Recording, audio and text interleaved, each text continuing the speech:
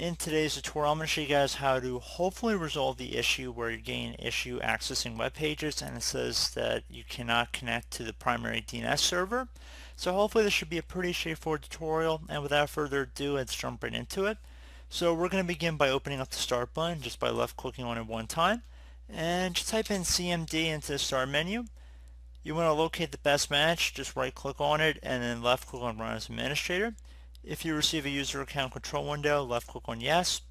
Now into the elevated command line window, you want to type in NETSH space INT space IP space reset. Then just hit enter. Give it a second to run here. Once it's done that, you want to type in NETSH space WinSock space reset. Hit enter. Now I would recommend, after it says you must restart the computer in order to complete the reset, I would suggest you heed that advice and restart your computer.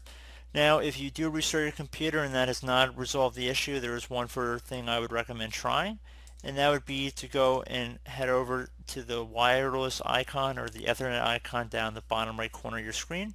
Just right click on it one time and then left click on Open Network and Sharing Center. So this will work, or that method will work, what I'm showing right now on Windows 7, Windows 8, Windows 10. So it really shouldn't be that complicated. So you want to left click on Change Adapter Settings on the left side here. And now whatever your network is, and it should be the obvious one, it should have like green lights next to it, it should be the only one listed here.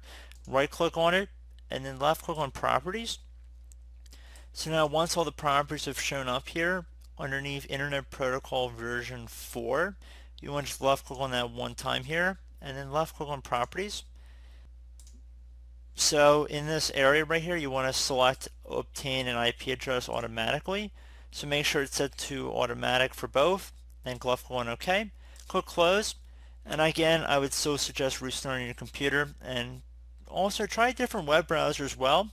It could also be that the website or that web page is down, so you're more than welcome to go ask a friend to go check it out on their computer and see if they're able to access that web page, because sometimes it's not actually your computer that's having the issue, it's the external server you're trying to connect to, and that's pretty much completely out of your control. So I do hope this brief tutorial was able to help you guys out, and as always, thank you for watching, and I do look forward to catching you all in the next tutorial. Goodbye.